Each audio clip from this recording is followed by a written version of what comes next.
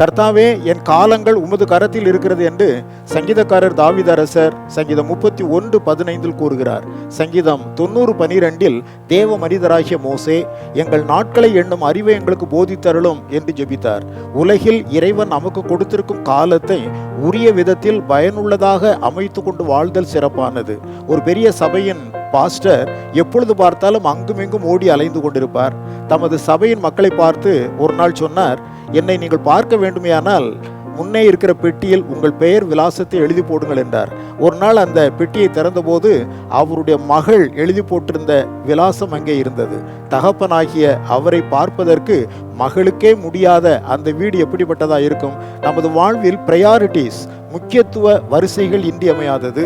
சரியான வரிசை: முதலாவது தேவன், இரண்டாவது குடும்பம், மூன்றாவது ஊழியம் அல்லது பணிகள். அதற்கதற்குரிய வரிசையை ஒழுங்குபடுத்தினால் வாழ்க்கை என்பது மனரம்யமாக இருக்கும்.